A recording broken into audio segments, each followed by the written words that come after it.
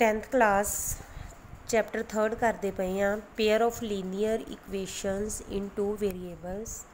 First exercise आप कर चुके हैं ग्राफ वाली।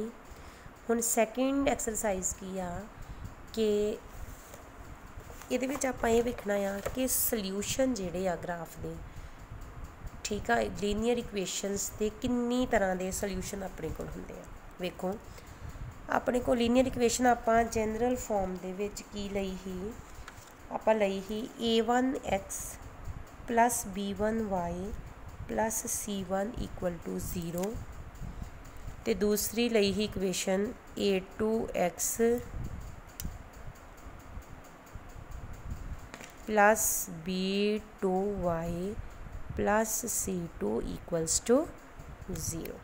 ठीक है, हुण पहली कंडीशन वेखो, जेकर a1 हुण a1 x का कोफिशेंट आ पहली इक्वेशन का, b1 y का कोफिशेंट आ, c1 कॉन्सटेंट टर्म आ, इदां ही दूजी इक्वेशन में भी सी।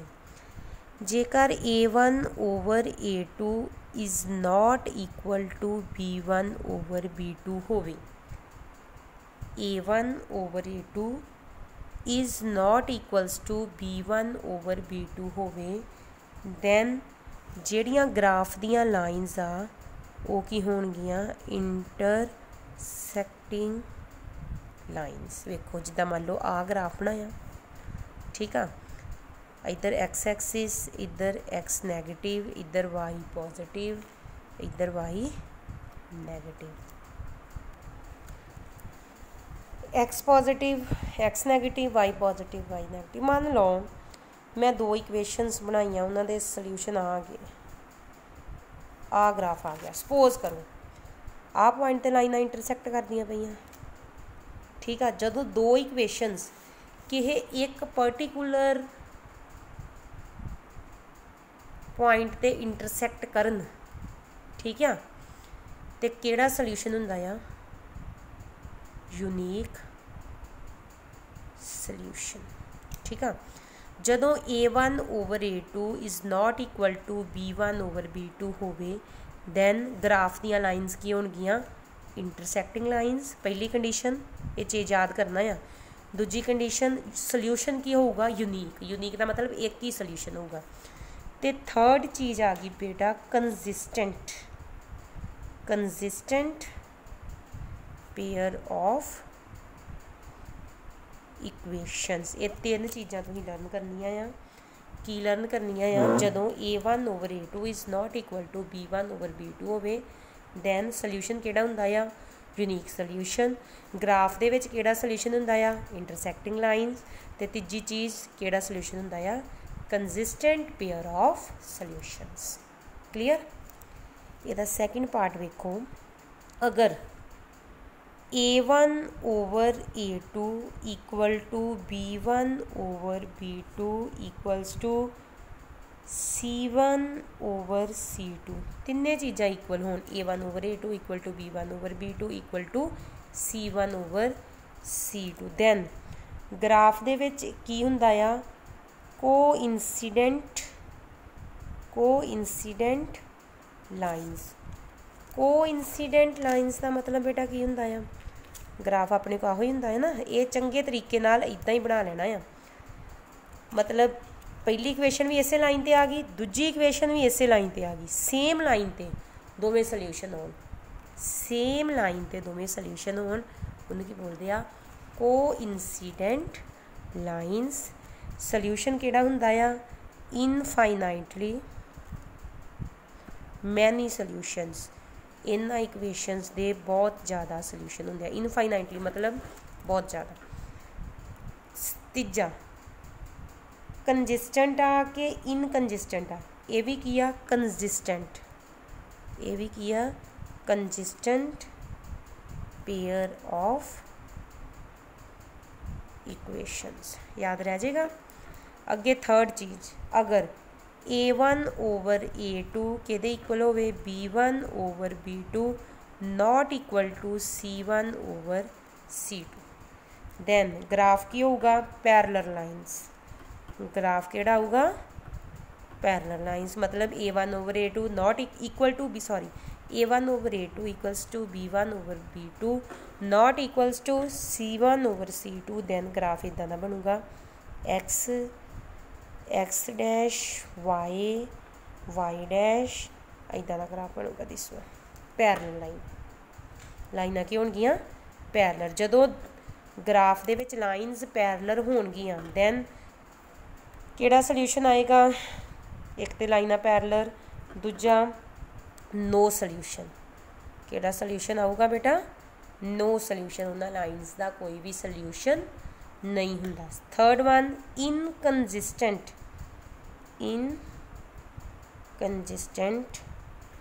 Pair of equations. इनू की बोलांगे आपां? इनकंजिस्टेंट पेयर ऑफ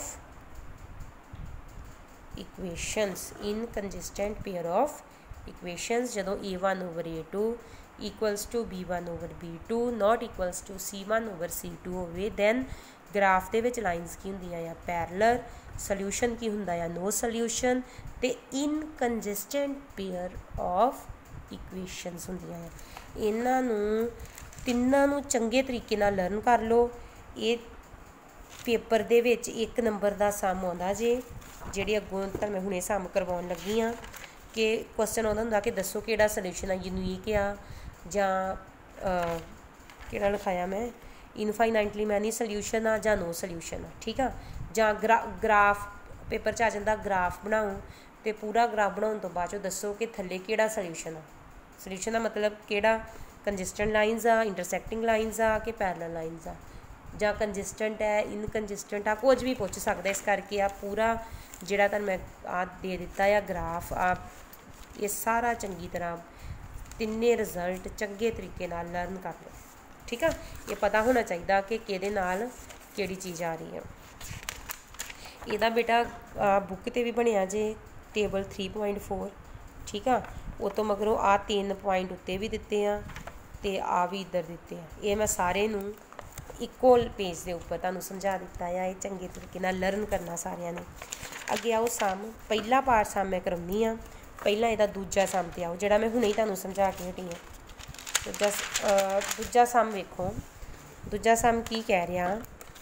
एक्सरसाइज आ गई 3.2 का क्वेश्चन नंबर 2 का फर्स्ट पार्ट।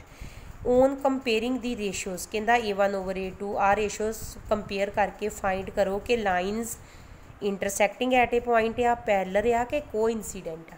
वेखो पहले का पहला की आ 5x minus 4y plus 8 equal to 0, 7x plus 6y minus 9 equal to 0।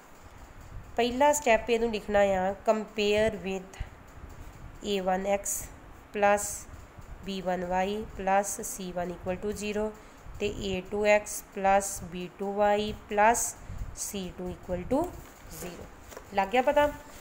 हुण लिखना A1 over A2। A1 कितना आ?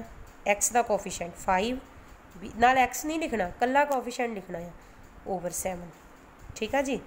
B1 over B2 की आ -4 over 6। यदि कटिंग करके वेख लेनी है 2 ते 3 कितना आ गया -2 over 3 ते C1 over C2 8 over -9।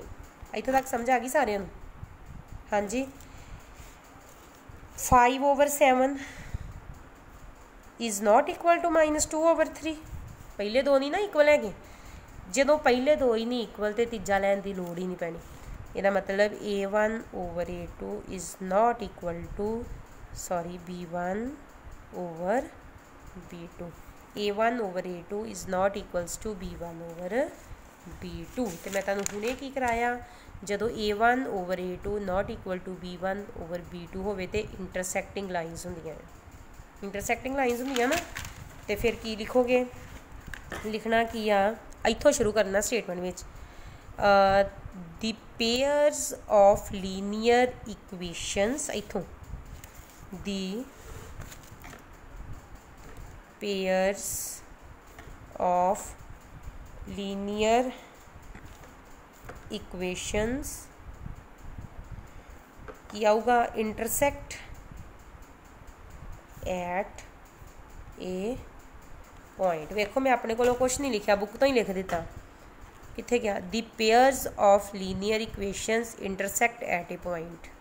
ठीक आ, मान लो जेकर A1 over A2 not equal to equal to हुंदा B1 ओवर B2 दे ते इक्वल टू हुंदा C1 ओवर C2 दे, फिर की लिखना ही the pair of linear equations coincident. की लिखना ही कोइंसीडेंट। ते अगर इदा हुंदा A1 over A2 equal to B1 over B2 not equal to C1 over C2, फिर की लिखना ही the pairs of linear equations are parallel. समझ आया सारिਆਂ ਨੂੰ? बाकी ये तीन दो सम ਜਿਹੜੇ ਉਹ इदा ही कर ਲੈਣੇ ਆ। तीजा सम भी वेखो उन्हें की किया आ, उन्हें क्या दसो कंजिस्टेंट आ कि इनकंजिस्टेंट आ, कुछ नहीं करना, सिंपल स्टेटमेंट दी आ। हुण तुसीं स्टेटमेंट उस चों ही लैनी आ।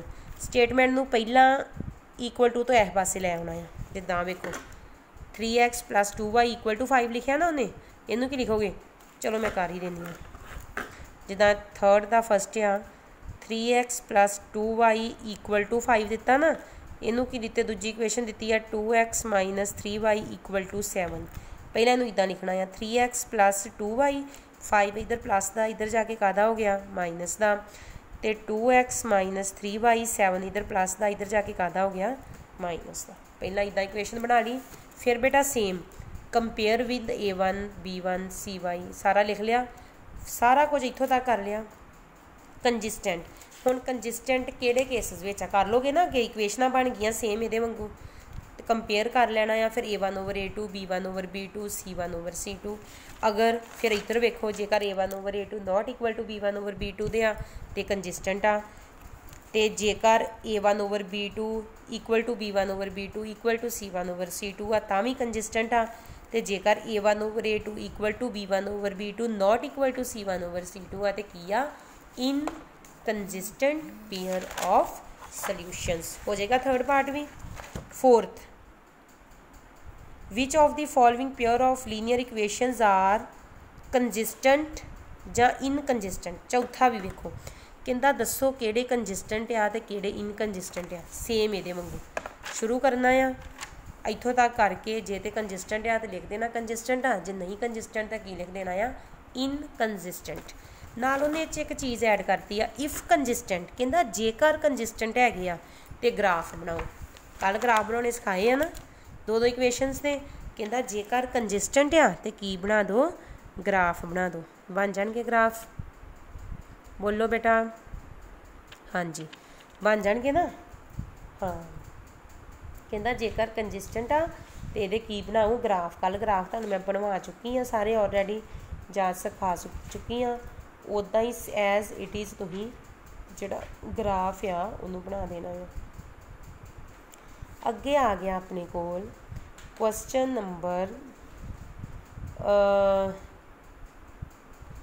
5। क्वेश्चन नंबर 5 की कह रहा, कहता half the perimeter of a rectangular garden. आ वाला question, half the perimeter of a rectangular garden whose length is 4 meter more than its width is 36, find the dimensions of the garden। पहला तो आपां नूं ये पता होना चाहिए आ कि डिमेंशनस गार्डन दियां डिमेंशनस की होंदियां आ। एक लेंथ होंदी आ ते दूजी की होंदी आ ब्रैड्थ। लिखो लेट लेंथ ऑफ गार्डन की आ बेटा x मीटर, ठीक है। तो ब्रैड्थ कितनी आ, ब्रैड्थ लै लो विड्थ लै लो, वो कितनी आ बोलो जी y मीटर, दो ले लिया। हुण पैरीमीटर की हुंदा आ, गार्डन की आ रिक्टेंगल, उन्हें कहना find the perimeter of rectangular garden. तो पैरीमीटर ऑफ गार्डन रिक्टेंगल का पैरीमीटर की हुंदा आ बोलो 2l + b, 2 लेंथ प्लस ब्रैड्थ, ये हुंदा ना फार्मूला। लेंथ कितनी आ x ते ब्रैड्थ कितनी आ y, ठीक है। हुण स्टेटमेंट ते आ जाओ, कहता half the perimeter of a rectangular garden. आ पैरीमीटर आ ते हाफ पैरीमीटर की होगा, हाफ दी पैरीमीटर की होगा 1/2 ना की कर दोगे मल्टीप्लाई कर दोगे, 2 ना 2 कटिया गया की आया x + y, ठीक है। Half the perimeter of a rectangular garden whose length is 4 meter more than its width. हुण वेखो विड्थ कितनी लई आ 4 अकॉर्डिंग टू क्वेश्चन उन्हें क्या हुज लेंथ ऑफ गार्डन की आ एक्स इक्वल ब्रैथ कितनी आ उन्हें क्या half the perimeter of a rectangular garden whose length is 4 metre more than its width. मतलब कि लेंथ जिहड़ी आ वो विड्थ नालों कितनी आ 4 मीटर ज़्यादा आ। मैं लेंथ ते ब्रैथ नूं इक्वल कर लिया आ ऑलरेडी 4 मीटर ज़्यादा आ लेंथ तो मैं ब्रैथ विच की पुट कर दूँगी +4 कर दूँगी। हुण दोवें की हो गए इक्वल। समझ आई। उन्हें क्या जिहड़ी लेंथ आ वो 4 मीटर ज़्यादा आ ब्रैथ नालों मैं दोवां नूं एक्स ते वाई नूं इक्वल करता। हुण जिहड़ी ब्रैथ आ वो 4 मीटर घट ही मैं इधर 4 नूं की कर दिता प्लस कर दिता। ठीक आ। हुण उन्हें सैकेंड कंडीशन लई पेरीमीटर कितना आ इहदा एंड सैकेंड कंडीशन उन्हें क्या and its perimeter half the perimeter of a rectangular garden is 36। Half the perimeter कितना आ एक्स + वाई ਇਹਦਾ मतलब x + y के बराबर आ गया बेटा 36 दे x + y के बराबर आ गया 36 दे। Find the dimensions of the garden दियाँ की फाइंड करनियाँ आ डायमेंशनस। उन्हें ग्राफिकली तो क्या नहीं है कि ग्राफ नाल ही करोगे सीधा ही कर लो। वेखो सिंपल ਇਹਦਾ नंबर पा लो 1 ਇਹਦਾ नंबर कितना पा लो 2। ਹੁਣ ਜਿਹੜੀ x ਦੀ ਵੈਲਿਊ ਆ ਇਹਨੂੰ ਇਹਦੇ ਵਿੱਚ ਪੁੱਟ ਕਰ ਸਕਦੇ ਆ put value of x in equation number 2 ਕਰੋ ਹਾਂ ਪੁੱਟ x ਦੀ ਵੈਲਿਊ ਕਿੰਨੀ ਆ y + 4 ਤੇ y ਉਦਾਂ ਹੀ ਕਿਹਦੇ ਬਰਾਬਰ ਆ ਗਿਆ 36 y ਤੇ y 2y 36 इधर 4 प्लस का इधर जाके कादा हो गया माइनस का 36 चो 4 बाकी 34 2 वाई के बराबर आ गया 32/2 वाई के बराबर आ गया बेटा 16। जेकर वाई 16 आ पुट वाई = 16 इन 1 कितना आऊगा x = 16 + 4 x कितना आ गया 16 ते 4 20। ਇਹਦਾ मतलब लेंथ ऑफ गार्डन कितनी आ 20 मीटर। लेंथ ऑफ गार्डन कितनी आ 20 मीटर ते विड्थ कितनी आ विड्थ कह लो या ब्रैथ कह लो ब्रैथ ऑफ गार्डन ये कितनी आ बेटा 16 मीटर आ गई। हाँ जी ये आ गया डायमेंशनस ऑफ रेक्टेंगुलर गार्डन। अगे वेखो सिंपल सवाल 6वां कहता गिवन दी लीनियर इक्वेशनस आ एक दी है कहता कोई होर लीनियर इक्वेशन लिखो। पहले विच इंटरसैक्टिंग लाइनस होन दूजे विच पैरल लाइन होन तीजे विच कोइंसीडेंट लाइनस होन किवें करोगे एक पार्ट मैं कर देनी आ दूजे करो। पहली इक्वेशन दी आ 2x + 3y - 8 = 0। कोई भी इक्वेशन लै लो जिस इंटरसैक्टिंग लाइन हो। इंटरसैक्टिंग लाइन का मतलब जे इत्थे मैं 4x लवां इत्थे 2 2 * 4 2 दे सारे मल्टीपल लै लो 3 2 * 6 8 2 * आ भावें रहनी दो इत्थे भावें जो मर्जी लै लो। आ इक्वेशन मैं अपने कोलों लै ली वेखो मैं क्यों लई मैं की लिया अच्छा इंटरसैक्टिंग का मतलब नॉट इक्वल टू सॉरी इत्थे 16 लै लो।